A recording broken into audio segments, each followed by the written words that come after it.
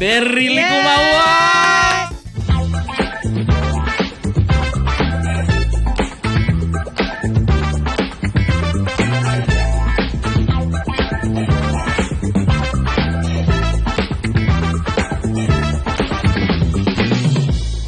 Shalom Peppers, welcome to There is Hope. Yes. Wow, apa kabarnya hari ini? Gimana penuh sukacita? Harus dong, karena kita Amen. anak Tuhan.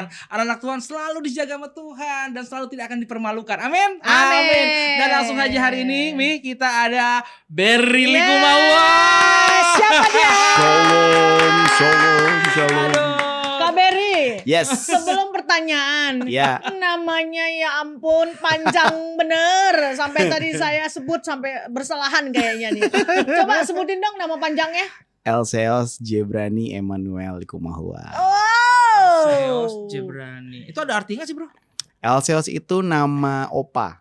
Oh, nama opa. Jadi oke. di keluarga tuh ada kayak dari pihak papa tuh ada kayak turun-menurun gitu, kayak yang paling awal ada yang namanya Bernardus, dia punya anak namanya Elseos, Oh. punya anak lagi namanya Bernardus, abis itu punya anak lagi Elseos. Elseos. Oh, selalu disilang itu gitu ya? opa gua gitu. Abis itu abis Elseos, papaku namanya Bernardus. Bernardus. Nah, lu Abis itu dapetnya aku Elseos. Oh. Sekarang anakku Bernard Bernardus. namanya. Weh, keren. Gitu, jadi Harus, kayak harus begitu. nggak harus sih, cuman karena udah Ngikutin aja udah ada ya. tradisi kayak gitu, kayak ya udahlah, lucu juga ya. Nah, Elseos itu Jebrani. Jebrani itu sebenarnya nama dari papa singkatan, artinya Yesus berkati anak ini. Oh. Ih, keren. Cuman lu doang yang dapat itu. Kakak-kakak juga ada. Kalau tahu Kak Ona Fiona Pais tuh namanya Jelibert Fiona, itu Yesus limpah berkat. Wow. Yang paling tua namanya Kak Yulia, panggilannya nama aslinya Jilian, artinya Yesus lindungi anak ini. Ih, cakep. Tahu tuh papa almarhum kreatif ya. Ya, dan perkataan iman itu sih. Iya. Iya. Shalom Om Benny ya di sana ya. Haleluya ya. Haleluya. Kita mau tanya dong awal karirnya dari Ya. Berry Likumawa. Kita banyak yang nggak tahu nih. Kita pengen tahu. Oke, awal karir. Biasa start main dari cafe to cafe, cafe to cafe. Nggak, maksudnya kan dari tahun, lu kan angkatan tahun 80 nih. Mm, Ya kan? mm. Pas zaman-zaman kita tuh zaman-zamannya Kahitna. Asli. Ya kan? Zaman-zamannya Project Pop. Asli. Kenapa kok lu miring ke jazz? Nah, Tapi pas banget sebut nama Kahitna, karena Kenapa? lagu pertama yang gue belajar bass itu lagu Cerita Cinta, lagunya Kahitna. Itu Cerita lagu cinta. asli. iya. Asli itu bass line pertama yang bener-bener gue. Jadi kan wow. lucunya ya, emang ini berkat Tuhan aja sih. Jadi memang gue tuh nggak pernah belajar sebelumnya. Jadi Nggak, cuma secara langsung belajar itu nggak ada. sebelumnya nggak. Jadi cuma denger musik karena udah biasa di rumah, denger ya tahu do re mi fa sol la si do standar lah ya. Terus suka dengerin suara bass gitu. Pas denger lagu itu tuh ternyata gue bisa nyanyiin banget bassline-nya, pem pem pem padudadem. Terus lagi main-main sama teman-teman, terus gue mikir kalau gue bisa nyanyiin harusnya gue bisa mainin. Oke. Jadi sampai rumah iseng aja waktu itu nyobain di gitar sebenarnya, Ah. tapi nyobain bassline gitu kayak ih bisa nih gitu. Abis itu Oh. ya udah dari situ jadi mulai tertarik main bass. Padahal itu belum tahu maksudnya yang ditekan tuh nada apa. Cuma pokoknya bunyinya Wow. persis sama bunyinya si lagu Cerita Lagu- Cinta. oh. Gitu. Keren. Jadi lucunya itu awal mulanya dari lagu Cerita Cinta, pas banget nyebut Kahitna kan. Iya, Nah. soalnya kan zaman-zaman 80 tuh kan Kahitna. Terus abis itu kan sempat dengerin lagunya Netral tuh. Walah, Wah. langsung dung dung dung dung dung dung dung dung dung. Om bagus gitu. ya, Om Bagus ya. Om bagus. Nah dari situ udah mulai biasa, kalau itu kan masih baru mulai, jadi main sana sini, main di acara-acara sekolah, main Pensi. acara apapun yang bisa kita main lah, pokoknya pengen main. Cuman kalau yang bener-bener berkarir tuh waktu mulai kerja di kayak di kafe gitu. Jadi Oh, mulai pernah. mulai kafe dulu reguleran. Terus sempet ada satu mall di Jakarta di daerah Cilandak, kerja di situ. Main di situ ketemu sama almarhum Glenn Fredly tahun oke. 2003. 2003. Tepatnya bulan Desember. Wih, Abis itu hafal. nggak akan lupa. Ketemu beliau, abis itu diajak main minggu depannya. Gig pertama sama Glenn itu 14 Desember 2003. Wow. Mulai dari situ tuh mulai berkarir ya, bener-bener jadi ada di industri kan. Ya. Terus mulai kayak ikutan Bass Heroes, gabung di sini, bantuin siapa aja tuh, bantuin Marcel, bantuin Elo, bantuin Dewi Sandra, bantuin Agnes Monica, siapapun yang ngajak main pasti. Dan dari situlah mulai bener-bener masuk di industrinya gitu. Oh, Terus gitu. pencapaian karir yang paling tinggi yang dikasih Tuhan Wah. untuk seorang Berry Berry. Likumawa. Kalau paling tinggi kayaknya belum. Kayaknya paling tinggi itu cuma nanti kalau udah aku udah check out kayaknya dari dunia ini. Widih. Karena kayaknya nggak pernah ada satu titik yang bisa membuat kita pernah merasa puas gitu. Kayak dulu, jujur ya, dulu tuh waktu akhirnya bisa main sama Glenn, waktu pada masa itu tuh pencapaian. Karena sebelum itu gue nonton dia di satu acara di dua acara, bahkan acara sebelumnya di kayak di jazz club gitu namanya Jams dulu, tribute buat Emong Raharjo tuh dia main sama bandnya. Suatu dia main itu yang main drum udah Nyong Webster, udah ada Henry Budi Dharma di gitar. Gue nonton mereka terus gue cuma bilang gini waktu itu nontonnya sama nyokap kebetulan karena pas bokap main di acara yang sama karena tribute Emong Raharjo kan. Jadi gue ngomong sama nyokap gue, mah asik juga kayak lo biar bisa main sama mereka ya. Asik. Gitu. Iman lo ya. Iya, abis itu kedua kali nonton lagi di satu pensi sekolah sama. Otaknya juga sama, suatu hari kalau bisa main sama nih orang seru. Dan itu kejadiannya kayak cuman beda sebulan. Abis ngomong kayak gitu, langsung. Desember kejadian diajak main sama Glenn. Gitu. Jadi pada masa itu tuh kayak pencapaian kan. Iya. Cuman abis itu kayak pernah mimpi. Jadi waktu itu udah ada rumors tuh. Tadi kan sempat ngomong soal Bass Heroes. Udah ada rumors tuh. Bakalan ada album Bass Heroes nih, kompilasi basis-basis. Terus gue cuma mikir, bisa masuk di album itu seru banget ya. Cuman siapa gue gitu kan pada masa itu. Ternyata beneran ditelepon dan diminta ikutan, terlibat. Ih, keren. Karena gak pernah nyangka gitu. Maksudnya kok bisa ya, gue yang paling waktu itu gak punya nama juga. Sebenarnya cuma basis pengiring kan, bukan basis dari band mana gitu. Tapi bisa gabung tuh kayak pada masa itu ngerasanya kayak pencapaian. And then sempat main sama Indra Lesmana, main sama Faris RM, main sama Chandra Darusman, itu semua idola-idola gue pencapaian. Betul. Tapi kalau dibilang tertinggi kayak terus aja dikasih terus sama Tuhan kayak gue pernah mimpi, jadi ada satu pemain saxophone yang gue suka banget namanya Kirk Whalum. Gue cuma mimpi bisa main sama dia, seru kali ya gitu. Main? Bukan hanya main, gue diajak main di albumnya. Di albumnya dia, dan di album itu satu track sama Marcus Miller, pemain bass favorit gue. Waduh. Jadi kayak itu kalau dibilang pencapaian kayak nggak pernah selesai gitu. Kayak kok Tuhan bisa kasih yang nggak pernah kepikir gitu, yang nggak pernah kebayang, nggak pernah timbul dalam hati lah, bener kan Viro? Betul. Itu muncul aja gitu kayak dikasih. Jadi kalau dibilang pencapaian tertinggi, sampai saat ini sih belum ada yang bisa dibilang benar-benar tertinggi gitu, karena kayak Tuhan masih bawa dengan begitu banyak kejutan. Cuman yang pasti semuanya sangat disyukuri gitu. Amin. Yang paling berpengaruh nih dalam bermusik? Paling berpengaruh 2 orang sih, Papa almarhum sama Glenn Fredly almarhum. Makanya waktu mereka berdua 2020 cabut nih, itu sebenarnya kalau gue bukan tipe orang yang punya Tuhan gitu mungkin hancur banget kali sebagai manusia ya. Karena gitu. lu merasa bahwa karena mereka ya kehilangan mentor gitu. Waktu kehilangan Glenn kan bulan April tuh kayak dulu tuh semua yang berhubungan sama misalnya berhubungan sama royalty, berhubungan sama copyright, berhubungan sama industri, gue pasti nanya ke dia, Glenn, ini gimana caranya bla bla bla. Dia udah nggak ada, wah mau nanya ke siapa ya gitu. Terus pas Papa cuma beda 2 bulan kan, Papa bulan Juni. Biasanya juga kalau nanya segala sesuatu yang berhubungan sama jazz, music theory, nanyanya pasti ke dia. Udah gak ada sekarang, jadi kayak wah gue mesti nanya ke siapa gitu. Cuman ya gue percaya setiap manusia maksudnya harus belajar untuk bisa melepaskan juga gitu. Untuk 2 orang yang lu sangat sayangi ini, kedekatan lu dengan Papa gimana sih? Apa dekat banget? Apa memang ada? Deket banget. Oh ya, deket banget. Dari dulu beliau tuh Papa yang buat gue perfect ya. Buat gue perfect karena dia Papa yang approving banget gitu. Jadi gue nggak pernah ngerasa harus membuktikan apa-apa ke dia gitu. Dia sangat approving, tapi in a sense dia tuh juga orang yang apa adanya, nggak pernah sugarcoating. Jadi gue misalnya main bass nih gitu, dia bisa ngambil, tadi lu mainnya jelek deh gitu. Jadi kayak oke, gue mau latihan lagi. Tapi kalau bagus juga dia akan bilang, tadi kamu mainnya bagus banget tuh, that's good gitu. Jadi itu bener-bener jadi apa ya, motivasi yang jujur gitu. Bukan karena gue sayang sama lo anak gue gitu. Bukan hanya karena kayak gitu, tapi karena memang dia selalu ngerasa ya gue harus kasih tau lo yang apa adanya. Kalau lo jelek gue bilang jelek, kalau bagus gue bilang bagus gitu. Jadi dan sebagai bapak juga dia selalu ngasih nilai-nilai.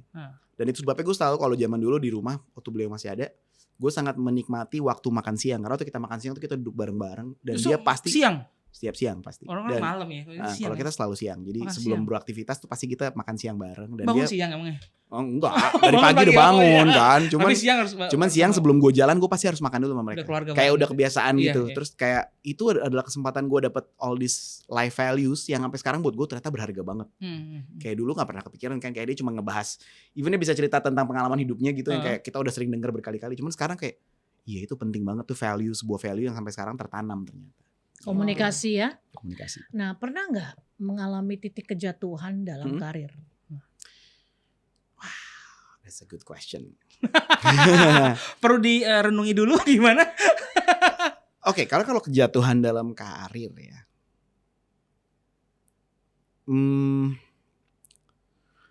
Mungkin waktu itu iya ngerasanya kayak I'm done gitu.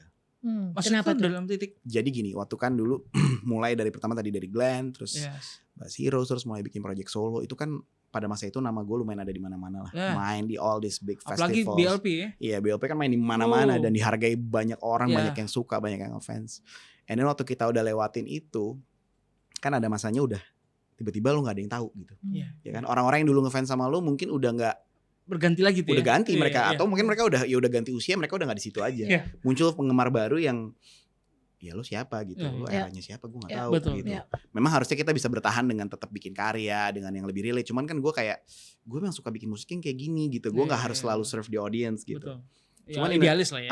Cuman in a sense pada masa itu kayak jujur ya sebagai manusia pasti ada lah post power syndrome dikit. Oke. Kayak ngerasa gue sekarang bukan siapa-siapa. Hmm. And then baliknya tuh kayak jadi down. Itu kan biasa. Hmm. Cuma puji Tuhannya kayak ternyata gue menyadari bahwa setiap kehidupan tuh ada musimnya gitu. Ya. Oke. Emang ada musim. Dan gue percaya gini loh, kalau mungkin orang bilang roda kehidupan berputar gitu kan. Nah. Tapi kalau gue percaya jalan sama Tuhan tuh kayak bukan roda gitu. Jalan sama Tuhan tuh sebenarnya kayak level up terus, kita naik terus aja.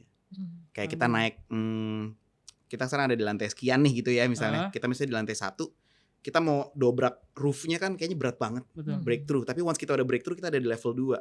Waktu kita di level 2, waktu kita mau hajar ke level 3 tuh kayak jauh banget, ya. berat. Tapi ternyata sebenarnya kita lagi level up terus gitu. Oh, oke. Jadi buat gue kayak ternyata sekarang gue sangat mensyukuri bahwa setiap musim itu harus bisa gue nikmati gitu. Karena your waiting season doesn't have to be a wasted season. Ya. Gitu. Nunggu kan kesannya kayak gue gak bisa ngapa-ngapain. Tapi ternyata kalau kita bisa menikmati prosesnya tuh ternyata bisa jadi sesuatu yang Berarti seorang berharga Berry banget. Likumahua dalam menghadapi musim yang berbeda, musim yang berganti adalah lo trusting God sih. percaya sama Tuhan. Itu nomor 1 sih. Trusting God itu nomor 1 karena gak ada lagi yang bisa kita percaya selain dia. Amin. Amin. Siapa lagi gitu. Ya. Dan satu lagi sih, kalau misalnya bicara kejatuhan, kan sudah pernah merasakan. Apa sih yang menjadi, maksudnya mau bangkit dari kejatuhan itu apa? Kalau kita bicara dari sisi point of view-nya karir gitu ya, saya sadar banget bahwa cerita hidup saya itu bisa jadi pengalaman yang berharga buat orang lain. Yes. Bisa jadi sebuah pengajaran yang berharga bahkan buat orang lain. Kita bisa impartasikan nilai itu gitu. Kalau dulu kan mikirnya waktu kita masih muda kan otaknya cuma gua gitu. Iya, itu. Tapi dengan kita ngalamin berbagai kejadian, dengan berbagai kejatuhan, kenapa harus bangkit? Karena mulai berpikir, oke, kalau gue udah gak bisa ngelakuin ini lagi, who's next? Ya.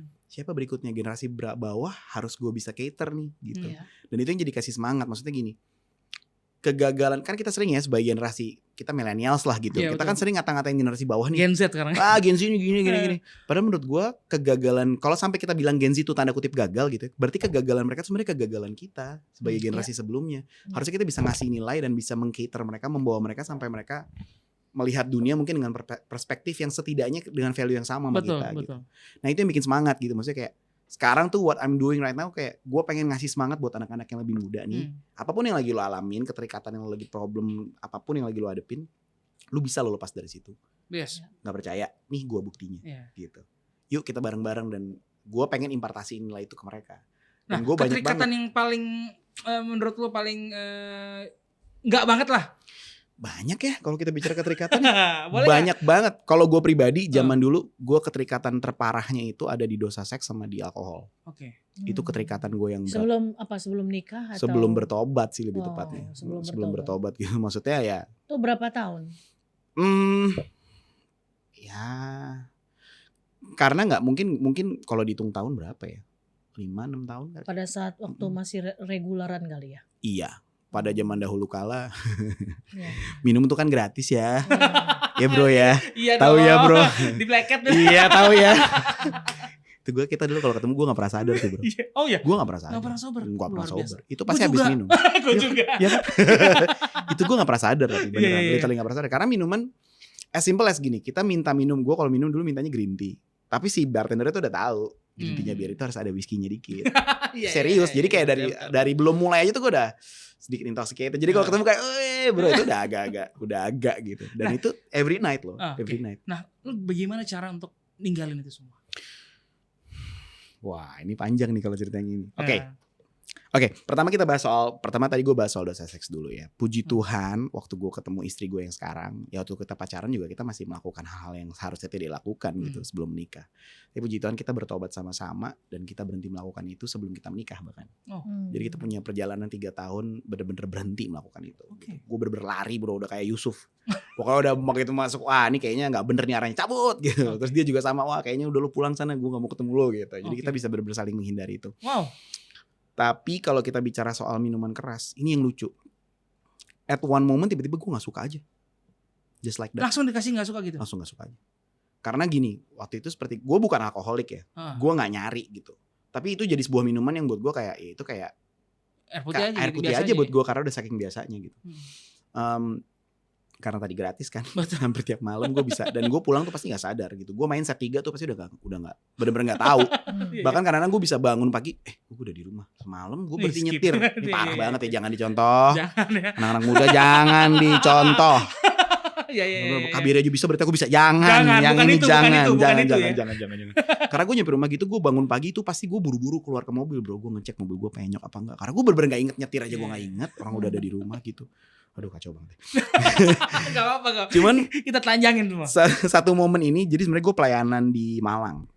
Gue pelayanan di Malang dalam kondisi lucu ya, bulan Februari. Bulan Januari itu gue masih mabuk-mabukan parah di Pondok Indah.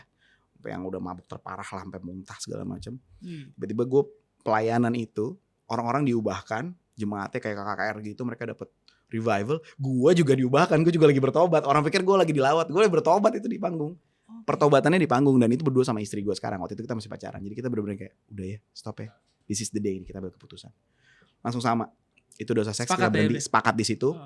Februari 2015, and then just like that gue gini kan, duh Tuhan, gue satu hal yang gue susah banget minum nih gitu.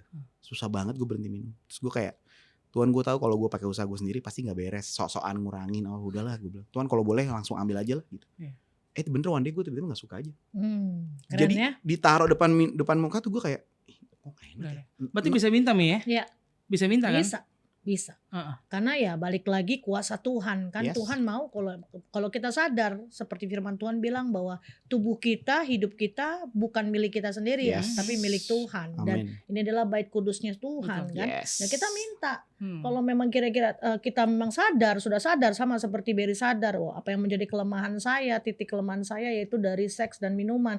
Tuhan ambil ini yang ada dalam diri saya supaya apa? Supaya saya bisa hidup kudus. Tuh, Papers keren banget. Jadi jangan sampai kalau kita nggak meresponi dosa yang kita mesti nggak lakuin, jangan sampai merasakan yang sampai nggak enak dulu, ya kan? Misalnya sakit ginjal, ya kan, atau paru-paru, jantung, jangan sampai itu dulu, atau apapun yang diizinkan Tuhan yang nggak enak. Nah, seperti Berry keren banget dia begitu tahu ini, this is sin, ini dosa, gue harus stop.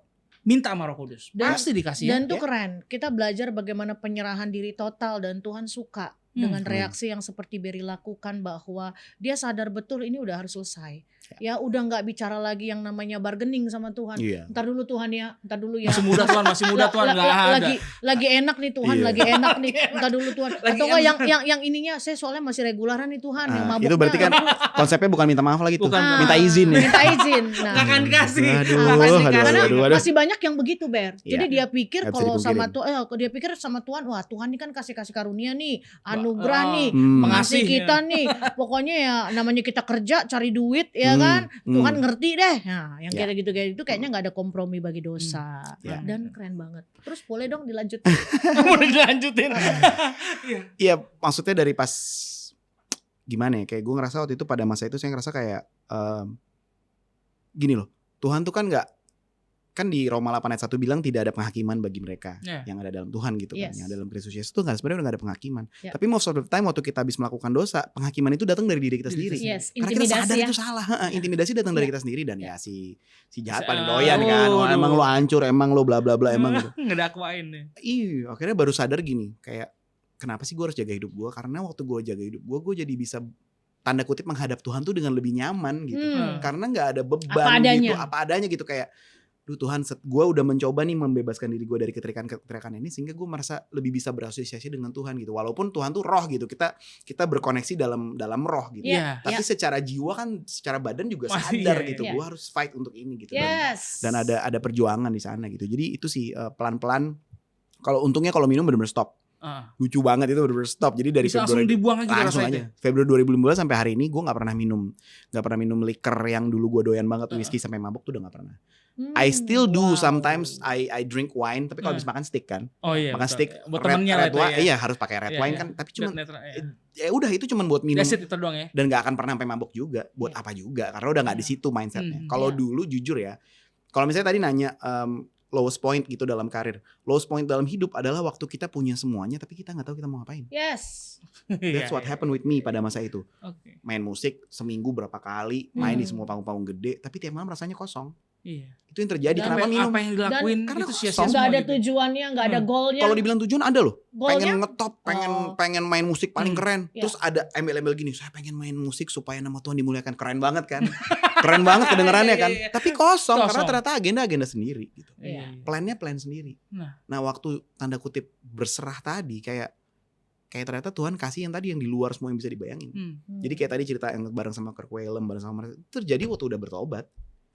Yang dulu gue kejar-kejar abis-abisan, tiba-tiba dikasihnya gitu aja sama Tuhan, kayak udah nih gitu. Terus main terakhir sebelum pandemi gue masih sempat main sama Mike Stern, ada pemain gitar favorit gue banget, itu juga dadakan tiba-tiba main gitu. Terus kayak orang-orang yang gue nggak pernah bayangin gue bisa main bareng dikasih gitu aja gitu. Dan akhirnya tuh terima itu, nggak punya kesempatan untuk ngerasa gue nih. Udah gak ada lagi. Gak ada lah orang yang bener bukan gue. Itu cuma karena Tuhan. Betul. Segitu banyak pemain bass hebat di Indonesia, kenapa harus gue gitu. Nah gue yakin dan percaya, jago, biar ini nomor 25 aja masih untung kalau bisa dapat dari 25 pemain bass terbaik Indonesia, gue bisa dapat nomor 26 aja udah puji Tuhan. Karena banyak yang lebih jago. Tapi satu hal yang gue sadar, gue nih favored. Dapat favor dari Tuhan. Jadi whatever I'm doing, itu karena Tuhan mau gue ada di situ. Jadi gak punya kesempatan buat songong. Dan gini Ber, anugerah Tuhan diberikan kepada kita, pada setiap anak-anaknya yang percaya. Tuhan tuh udah tahu anugerahnya ini tepatnya jatuhnya ke siapa. Betul. Ke orang-orang yang tepat, yang pilihan, yang memang dia sungguh-sungguh diubahkan dan memang mendisiplinkan diri untuk apa? Untuk mengandalkan Tuhan dan dekat sama Tuhan. Amin. Dan itu yang saya lihat dari perjalanan, bagaimana kamu dianugerahkan yang di luar, yang tidak pernah kamu pikirkan, tidak pernah timbul dalam hati sekalipun, atau mungkin ya oke hanya berucap, tapi ya sudah balik lagi, ya udahlah, merendahkan hati di hadapan Tuhan, dan itu yang Tuhan suka. Amin. Makanya Tuhan langsung kasih gitu loh, dan itu wow banget. Dan bener, aku setuju, maksudnya gini, karakterku udah siap. Kalau Tuhan kasih kayak 5-6 tahun sebelumnya, mungkin karakterku gak ready, hancur. Dan itu akan menghancurkan kamu sekali. Aku abis. Tinggi hati, udah semua deh. sombong, dan mungkin bisa mengatakan gini loh, ini karena gue, karena gue kenal si A, gue kenal si B, kembali lagi bukan meninggikan Tuhan, tapi memang balik lagi bagaimana meninggikan manusia kan gitu. Nah Ber, dalam pertobatan manusia itu kan ada beberapa hal yang mereka lakukan bertobat selain Tuhan. Nah lu sendiri ada yang hal yang mendukung lu bertobat tuh selain istri ya? Apa calon istri waktu itu? Waktu itu calon istri ya. Waktu itu masih calon istri. Ya itu salah satu yang paling kuat sih. Karena calon istri waktu itu. Karena orang terdekat lu ya. Karena maksudnya kita berdua sepakat kita sepakat berhenti melakukan sesuatu yang kita tahu itu dosanya kita. Gitu. Jadi waktu itu terjadi tuh kayak udah nih teammate gue nih. Gitu ya. Along the way punya komunitas, punya teman gereja yang membuat kita bisa lebih bertumbuh. Tapi menurutku pribadi salah satu yang terbesar adalah pasangan hidup. Dan pada masa itu karena memang kita udah serius pikiran pengen nikah gitu. Dan makanya jadi sebuah power gitu. Kayak misalnya gini kan, ya masih kita bicara misalnya dosa seks deh gitu ya. Kita berdua memang manusia daging, sentuhan gini aja kan aduh gitu ya kan. Jujur nyetrum nih gitu. Cuma maksudnya ada momennya kayak aduh gue lagi gak kuat nih gitu. Dan dia bisa jadi yang firm. Oke, lo pulang. Lo pulang deh, kita gak usah ketemu lagi. Oh gak gini, lu sini. Kasih bawang putih vampir. Cuma maksudnya kita saling mendukung gitu. Kayak misalnya pas dia yang mulai gue ntar dulu gue pulang deh gitu. Ini kayak udah gak bener nih arahnya, udah bye bye gitu. Jadi kita bisa saling tapi support. Kayaknya Adinda terus yang ngingetin ya kayaknya. Lumayan. Dia terlalu cantik soalnya aku gak kuat. Iya. Shalom Adinda. Iya, karena balik lagi kalau misalnya apalagi waktu itu masih pacaran, kita nggak mau dong merusak pacar kita sebenarnya. Harusnya. Kan? Iya. Harusnya. Cuma kan kalau dunia pakai kacamatanya, kalau memang sayang. Buktikan dulu. Tapi untungnya Berry sadar di situ bahwa ini akan jadi milik gua nggak mau merusak dulu sebelum dikuduskan di hadapan Tuhan kan. Dan itu keren banget loh. Tuh PHPers tuh makanya lagi pacaran. Ingat kalau yang kalau dia nggak bawa ke Tuhan, putusin. Kalau dia nggak ngajak ke gereja, putusin. Kalau dia nggak ngajak baca Alkitab, putusin. Cari yang lain. Masih ada kok. Iya, kalau dia ngajak ke hotel, putusin ya, karena tapi bukan di situ.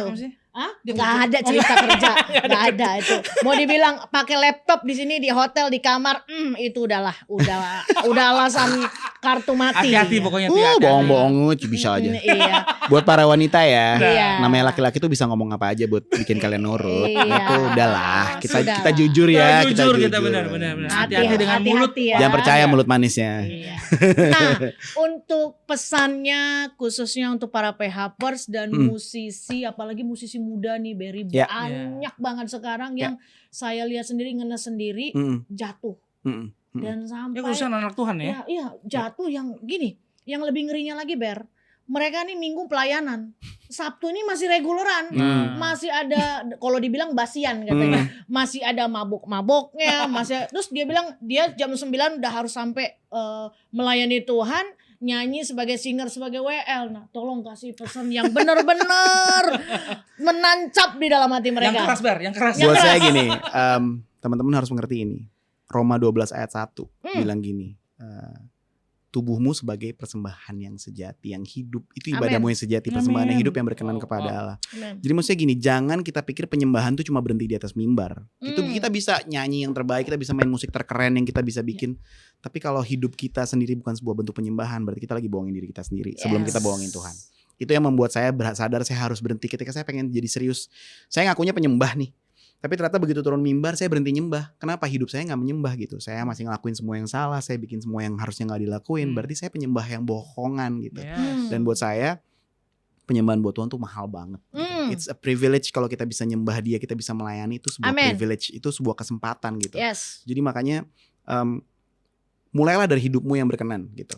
Karena hidupmu yang kamu gini. Persembahan zaman dulu, zaman perjanjian lama, persembahannya bakaran, korban bakaran mati nih, dalam keadaan mati ya kan. Habis itu kita ditebus dosanya. Ini enggak, kita sekarang mempersembahkan hidup kita karena Dia sudah mati buat kita supaya kita hidup buat Dia. Haleluya. Gitu. Amin. Aduh keren Berry. Haleluya. Harus gitu nadanya. Jadi intinya nggak berkamuflase ya. Betul. Intinya tidak bersandiwara. Be you, tapi gini otentik gitu. Dimanapun kita, itu yang saya dulu pengen gitu. Saya pengen jadi Berry yang sama di gereja, Berry yang sama di komunitas, Berry yang sama lagi nyembah, Berry yang ada di kamar, Berry yang ada di. Saya masih main di kafe, masih reguleran, Berry yang sama juga gitu. Nggak berubah. Tapi intinya jadi terang dan garam ya. Yes, dan aku lebih suka kalau dibalik jadi garam dan terang. Yes. Karena musisi pengennya jadi terang doang biasanya. Iya kan? Karena enggak ya? Nggak mau jadi garam. Nggak mau jadi garam. Kita suka lupa kerennya garam tuh apa? Garam tuh nggak pernah kelihatan. Tapi dia selalu bisa dirasakan. Itulah kita perlu kerendahan hati. Haleluya.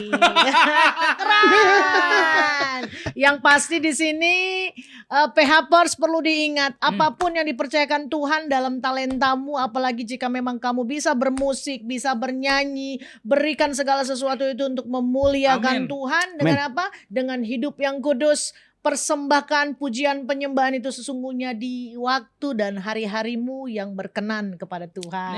Itu ingat tuh Roma 12 ayat 1 ya. Pokoknya jangan jadi pengkhianat. Yes. Jangan pengkhianat. Aduh tuh berat banget pengkhianat tuh. Keren banget Berry, luar Thank you biasa. banget ya, Berry. Kami diberkati. Betul. Amin. Ya, sekali lagi buat PHPers yang ada pergumulan dan juga ada kesusahan yang mau didoakan, tulis di komennya aja. Pasti kita akan doakan bersama dengan tim-tim dari Hope ya. Pastinya. Dan terima kasih buat semuanya. Jangan lupa untuk subscribe, like, comment, and share, dan follow IG kita di TH_bukan official. Thank you Berry Likumahua. Sama-sama. Thank you. Tuhan berkati.